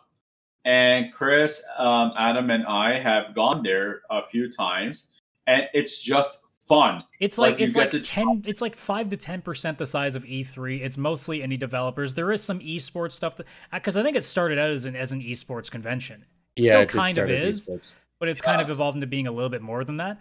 But it's a very small in comparison festival, and it's just there to either go watch people wreck the shit out of each other in fighting games, to go try some indie games, or buy some fucking merch. It's pretty chill. It's just fun. And the fact is, E3 is not. Well, you wouldn't know that because you haven't been. I imagine that the people that go there, they're probably getting what they want out of it, because I imagine there's merch. I imagine there's, if they get to go into the press conference and they get to be there live when Final Fantasy VII Remake gets revealed, I'm sure to them it was a great experience. It's just, once you get to the point of it being that's why I could never understand going to San Diego Comic-Con, because why would you want to go in this massive room where you have to wait in line for tons of time for anything, when something like EGLX or Con Bravo exists where it's the same thing, but it's much more communal. You can actually talk to people. You feel like there's an actual like somewhere you can go. You don't feel like you're about to get crushed if you take one wrong step. I don't understand the really massive conventions. I think like my limit might be a PAX, and I of course haven't gone to one because Lord knows I can't afford to take a plane anywhere. So, well, it's like Chris and I have gone to Toronto Comic Con and Fan Expo, and yeah, they're massive, but it's still a great experience. There's a lot to do there. It's probably not so big that it's too big. It's probably just that right size. I think, and like if it was like double the size of that, which is like I think San Diego Comic-Con is even bigger than that, it'd probably be just too much. You may have a point on that, yes. I think that's probably, for Canada, like it works for us because again, we're not the biggest country in the world, so it works out nicely for us that Fan Expo and Toronto Comic-Con can exist and be a pretty decent size for everybody, whereas in the States, I mean, it's 300 million people, so you can imagine it's going to be just a nightmare. It really depends on the experience and the enjoyment you have at the event. So then, just do yourself a favor. Don't say that E3 can't be a good experience if you haven't been. No, I get that, but from what I have seen, E3 is more of like. Well, no, but no. I'm calling you out like you're taking anecdotal storytelling and not adding your own experience. You can't say, "Oh, I think EGLX and Fan Expo are great, but E3 sucks" when you haven't been to E3. I'm just saying that, like, as a buffer. Yeah, E3 sucks. I just saying. You said it must not be a good experience, so that means it sucks. From what we've heard is that, like, when Mike from Nightwolf came to our show, he was talking about E3. That it's more about the big name developers like Nintendo, Sony, but that doesn't and make Xbox. it bad. No, but what I mean, it's designed more for them. It's designed more as a business and shareholder event than it is a fan event. I understand that. All I'm saying is that you can't say that the experience must be bad because you don't have an experience. Fair enough.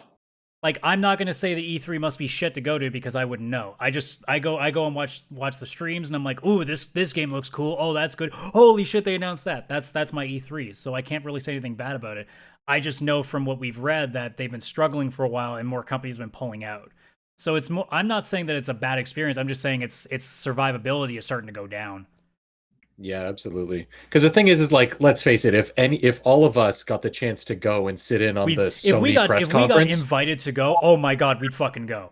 Yeah, like the press conferences in person, I think would be mind blowing, just because there's such a hype thing, and even if it's like they're announcing something, unless we go to really EA's conference, in which case we boo the entire time and then get kicked out. Yeah, yeah, that's true. Yeah, because except like, how for many Madden, times we'll can cheer you for be Madden like, just to make them confused. But yeah, like if we were at the Nintendo or Sony or Microsoft or well, not Nintendo anymore because they only do the video ones now. Oh, they only do the video. That's true.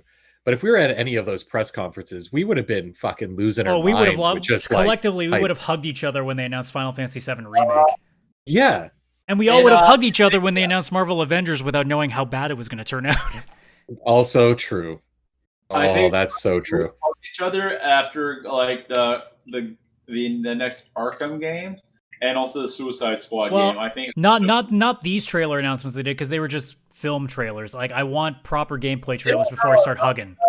the Gotham Knights one was more, Gotham Knights had gameplay. that, I don't look at anything as a gameplay trailer until I've actually seen the HUD elements, because as soon as you take the HUD out, my brain goes, that could have been gameplay using video footage. Like, there's always the doctored gameplay stuff that they always do.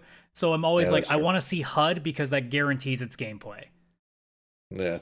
I'm always aware of that. We've been burned enough by faux gameplay footage that I'm like, I'm gonna wait till I see like actual radar and shit on the screen so I know for sure.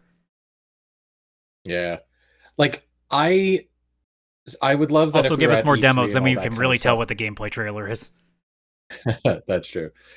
The thing is, I think the press conferences are like probably the biggest and favorite part of most people, because that's where like trailer, hype.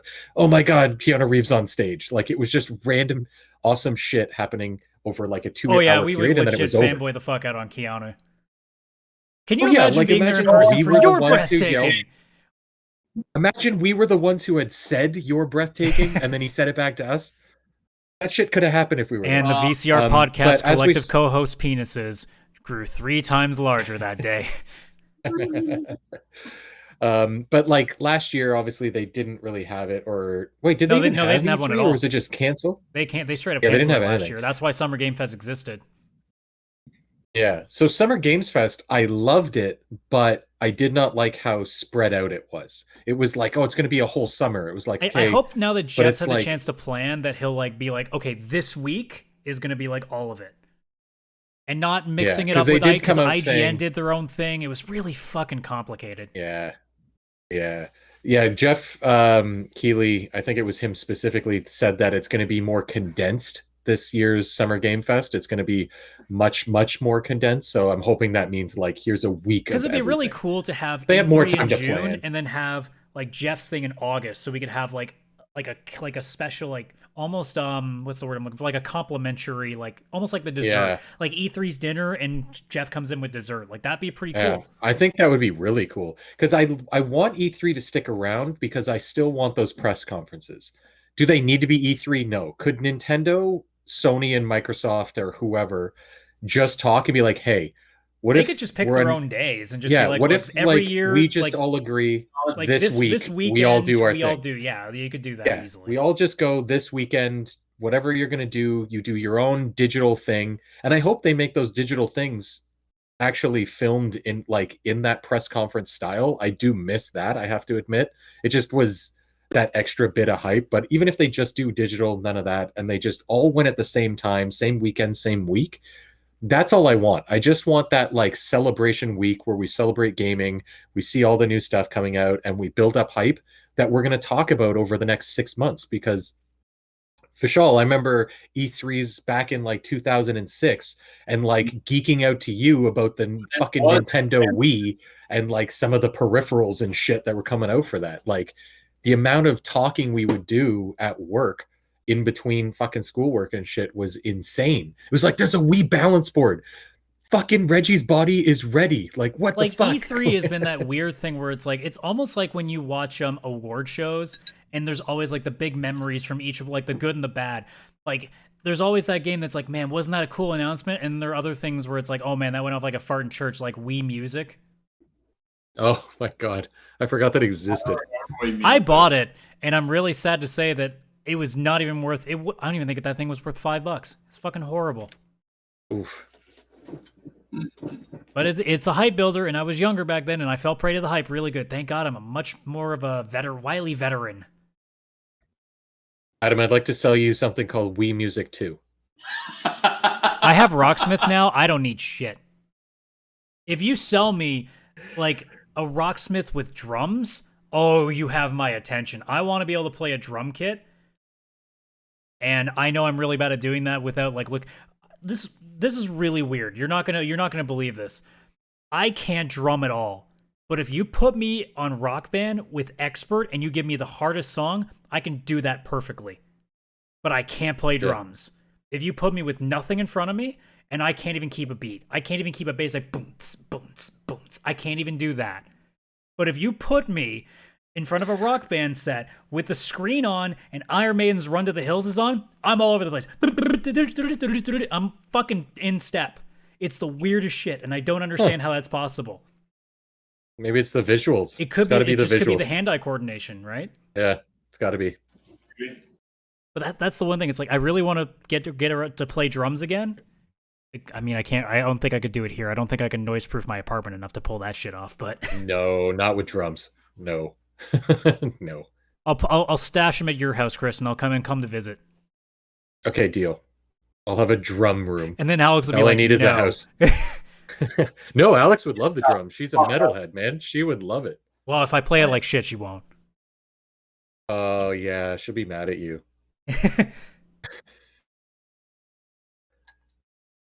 But yeah, E3. Like a child from Get Him to the Greek.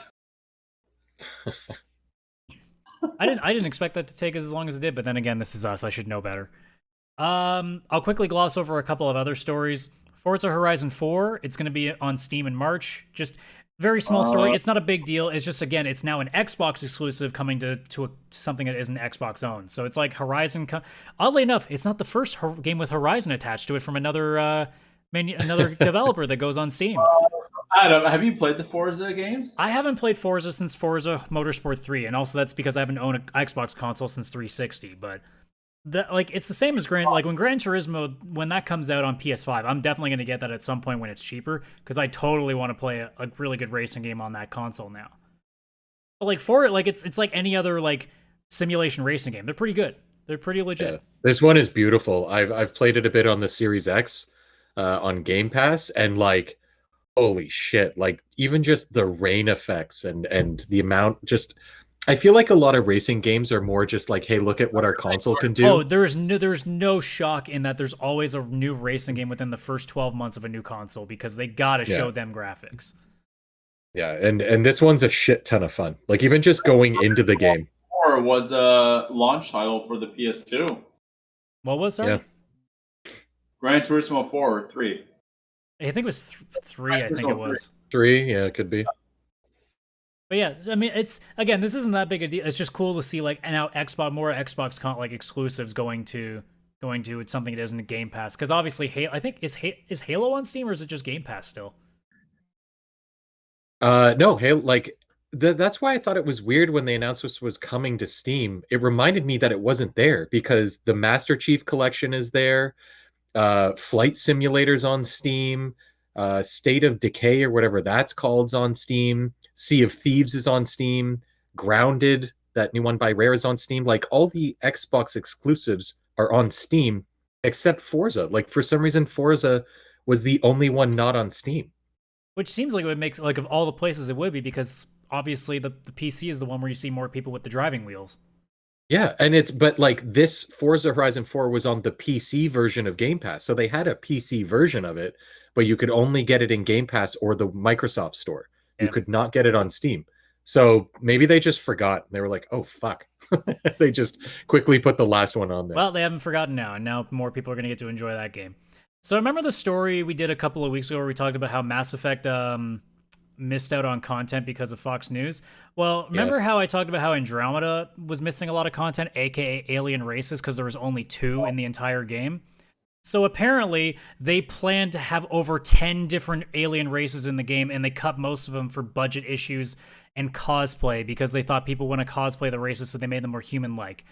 You'll notice that I didn't say scope, because scope, just for funsies, what's the definition of scope? So scope, the definition of the extent of the area or subject matter that something deals with or to which it is relevant. Mass Effect Andromeda is about exploring a new galaxy. New races are part of the scope, you lying sacks of shit. Yeah. So basically, it was budget issues. We all know that. It's because they were way fucking behind and they had to cut shit. We all know that's what it is. Yeah, it was budget and time. Scope is an absolute lie, and I think cosplay is a somewhat fake answer. It's literally just because they ran out of time and EA pushed out the door. Fake news.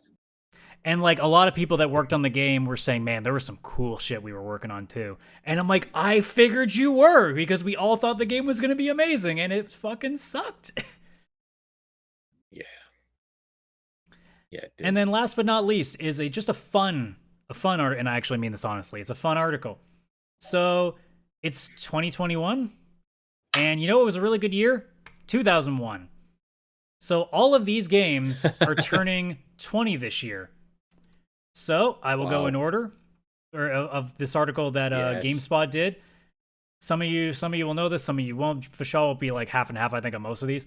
Phantasy Star Online, because I think they do it. I think they do this by calendar. So Phantasy Star Online, January 29th came out, which was a big deal for Xbox gamers. Just the fact that, again, it was an online game on that kind of hardware. An MMO on a console was just unheard of back then. Wait, no, sorry. Didn't Phantasy Star Online start on it was on Dreamcast? Did I mix my shit Yeah, up? it was on Dreamcast, but you had to buy an adapter just so you could plug it into the landline. Yeah, that was such a weird... Because didn't the PS2 also have like this weird like wireless adapter for some games later down the road too? For Final Fantasy 11, which is still going. Yeah, it was a weird brick you had to plug in so that you could plug the internet into your fucking PlayStation. By the way, I have a PS2 Slim though, so... I should also remind everybody too, this article is basically not called Remembering 2001, it's called Remember How Fucking Old You Are. Yeah. Because remember also, these games? You're old. February 5th, Paper Mario on N64 came out. Wow, the N64 was still going in 2001. Yep. Holy Legend of Zelda, Oracle of Seasons and Ages. Oh, yeah. I don't even remember that one. That was Game Boy Color, I think. Game Boy Color. Oh, fuck. Zone of the Enders, which to the people that don't know it, it's what happens when Hideo Kojima gets his hands on a Gundam kind of game. Yeah. First game is okay. Second game, Zone of the Enders, the Second Runner, is a fucking great game, and it's got an HD remaster. That's awesome. Red Faction, if anybody remembers that on PS2. I think most people just remember it because it was like those games that you could just wreck random like stuff in the background. Just take a sledgehammer to shit. I think that's on PC. I think you can get that on Steam right now and play. Oh, you probably could. If not GOG, at least. Twisted Metal Black. Fuck yeah. Awesome. Oh, jeez. Sonic Adventure 2. That's also 20 years old now. Max Payne, the original Max Payne. Oh, the original Max Payne. Again, the one with you Mark guys Wahlberg? Feeling old yet? Advance Wars for the Game Boy Advance. Looks like Metal Gear Solid 2 is 20 years old now. Ico, which was the first Ico Studio game before Shadow of the Colossus. Silent Hill 2. Yep. The original Devil May Cry. Ooh. GTA 3. Ooh. That's how fucking old that came we out are. in 2001? Yep. Holy shit. Tony Hawk I'll still 3. be reading this and remembering this. Oh, fuck. Tony Hawk 3, holy shit. Legacy of Kain, Soul Reaver 2. I don't think I ever actually played a Legacy of Kain game. I never played those. I played a little bit of that one. Like, nothing significant. One of my favorite games on the PS2 era, SSX Tricky. Speaking of games that need to get brought back, I would love an HD remake of that game.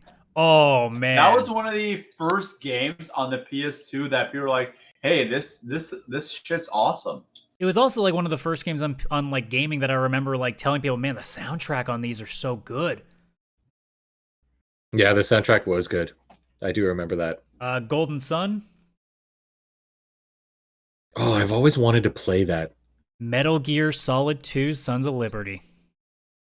The most confusing fucking game in the world. Just think about all the games that I've listed already. That's a lot of crazy stuff that came out in 1 year. Halo 1. Yeah. Luigi's Mansion. Oh, shit. Super Monkey Ball. I forgot that Halo and fucking Luigi's Mansion are the same fucking age.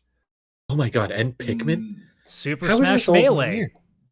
Oh my god. Oh, how is this all 1 year? And to cap off the list, December 17th, 2001, Final Fantasy X. What the fuck? That is a good fucking year. That is a year. Yeah. That is a year. Like, I owned most of those. Actually, you know what? Just for fun, because what games that would be 10 years old? Games that came out in 2011. I think Arkham City is one of them. How the hell is 2011 10 years ago? So critically acclaimed games. So this is based on Metacritic score. So actually, I'm going to sort by date because that's better. Starting from January, Mass Effect 2, big one. Little Big Planet 2, Dead Space 2, Portal 2. A lot of 2s in this list. That's a lot of twos. sequels. Total War Arkham Shogun City, I think, is 2, there. Legend of Zelda Ocarina of Time 3D, Limbo, Deus Ex Human Revolution, Gears of War 3, Forza 4, Arkham City, like Vish was saying, Uncharted 3, Super Mario 3D Land for the 3DS, Skyrim. Oh wait, Uncharted Skyrim? 3 is 10 years old? Yeah, Uncharted 3 is 10 years old. Yeah. Holy shit. Bastion and Skyward Sword. That's a pretty good 2011 too. That's a pretty good year too. That's a good year too. I'm just waiting It's for not them to remake 2001 because Skyward Sword. 2001. Holy shit! Yeah, 2001. That's a good fucking Even if year. you Like, take a that's- Nintendo on its own, like if you like just the Nintendo's titles that I listed, because we had, if I go back to that Melee, Melee, fucking Pikmin, Luigi's Luigi, Mansion, Paper Mario. Zelda. Paper Mario, like N64 and GameCube too at the same time. Like N64 still like Yeah, the last that's bastion crazy. of like greatness before that. Yeah. Man, Holy God fuck. damn it. 2001 was a sick year. Can we go back? I would love. I I can love redo a that few year. things over. There was a really Actually, I painful... started dating a horrible person. Then I don't want to do The that. speaking of how old we are, the most painful meme that I saw recently, Okay. there was a meme going out that goes, people when you ask them their age, and it's just like them doing it's like the calculations meme. Mm. And then it's just people who are born in 2000. What year is it? That's it. They get to cheat. It's so cheap. It's so cheap. Being That born in is cheap. 2000 is like a literal cheat code for remembering how old you are. And being Well, that's born in a- 2000 means you're 21 right now. Well, We're gonna be not 21. necessarily 21, but That's the thing about You're gonna be 21 as long this as year. you know when your birthday is, you're good. There's this one player in the NBA who's I think in his second or third year named Zion Williamson, and he's born in the year 2000. It's like everyone says like he's never gonna forget his age. Yeah. Because every year is like I'm 21, 22 and 21. Oh, I'm 21 this year. So, Like it literally is just that simple for him. so in the interest of making Yeah. one more good segue, speaking of things that are old, this podcast. That's it for the VCR podcast, episode 62. I should say, any last thoughts from you guys? Otherwise, 7 more to go. Don't watch Malcolm and Marie. good. Don't. I wasn't going to. I don't think most people were going to. So thank you for putting in the effort and shouldering the burden for us. Oh my god. Play Brick Breaker Fuck. instead. He almost, Don't even you know do what? that, He that's probably worse. enjoys Brick Breaker more than he enjoys that No, movie. I don't. I But you enjoy keep Malcolm going and back Marie to it. more. You have to enjoy it more. Because I need to fucking finish it. So wait, you're the guy that was telling Chris how crazy the achievements that he would sometimes do is, but you're willing to finish Brick Breaker. Yes. That's the achievement, getting to level 100. Well, calling out Vishal for being a hypocrite, that checks off my bingo card for the day. All right, this has been the VCR podcast. Episode 62, everybody. as Chris said, 7 away from 69. We're getting there. Yeah. 7 to go. I'm so Let's tempted. do it. If I know I probably won't. Actually, well, maybe if I do it tastefully, I want to get like some sort of a butt on the screen with a VCR tattoo on it. I want to figure out a way to do that tastefully without like possibly getting in trouble. That's my goal. Side butt. I'll figure out Figure it something. I'll get like a Adores really the hot idea of anime girl doors, wearing and I short don't shorts mind. that are like really, really tight, and I'll make it seem like it's a VCR logo imprinted shorts. That could work. Done. All right. Plan set in motion. Done. We're ready for 7 podcasts. Hopefully, all right. Fucking make sure you guys remind me of this shit. I might forget that. I hope I don't. Ass on 69 on anime ass. I will try my best. So yeah, this has been the VCR podcast, episode 20, Jesus, episode 62, February 10th of 2021. That's why I was like getting the 20s in my head. the Thank you so 20, much yeah. for checking us out. If you're watching on YouTube or Twitch in terms of video formats, obviously subscribe to either one of the channels, follow them, comment on whatever you can, and obviously join us on the Twitch streams if you can. We try to set a time, but it's more like anywhere between 8 and 9:30 is our start times. I'm sorry. I'm always ready in time, but these guys can't get their shit in order. I know this whole thing called daily life. I don't know. was ready. I was almost ready on time. Well, I'll remember that the next time you say I'm not going to be ready till 9-ish. So maybe 9:30. I'll wait for that day to come up and be like, "Hey, what happened to 8, buddy?" I usually let you know what time I'm available by the morning. At some point, we're gonna want to have fans on here that want a consistent time, man. Yes, I know, and they'll be here for me, and they'll wait for me. No, we won't. No, we won't. They'll be here for me. And I'll start the show. won't. I'll start the show solo and go an hour and a half without either of you bitches, just so you can come in for 5 minutes and then I'd be done. I don't give a shit. But That works for me. I will be playing games. yeah. Welcome to the worst podcast. Oh, don't challenge me. Don't challenge me. I will start a show at 7 o'clock. Anyways, yeah. Subscribe, like, follow, whatever the fuck you can do on either Twitch or YouTube. If you're watching, or not watching, if you're listening to us on any service like Spotify, Apple Podcasts, Google Podcasts, Stitcher Radio, or any other audio service you have access to, if you can give us some sort of a rating if that's available, please do so. Also, share it with all your buddies, including the ones that you hate, especially the ones that you hate. Make them miserable. Especially the ones you hate. Oh, Yes, yeah. please. And then, obviously, if you want to talk to us, there are many ways to do that. We have a Discord server that either on YouTube or Twitch I have the link to in there.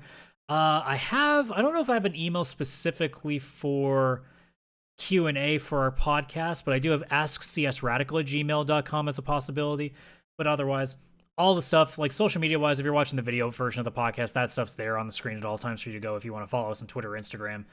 Except for me. Don't follow me on Instagram. I haven't posted there in I don't even know how long. So don't follow me on Instagram. Don't do it. Follow Vish on Instagram and then just send Follow me me and say comments hi. about how Adam's never on Instagram. And I will sounds like forward fun, them. And if you want to actually. punch Adam, I'll record on Instagram and post in the story. Cool. Thanks. So yeah, this has been the VCR Podcast. Thank you so much for checking us out, and we will see you on the next stream. Take it easy, everybody. Bye, everybody. Cheers.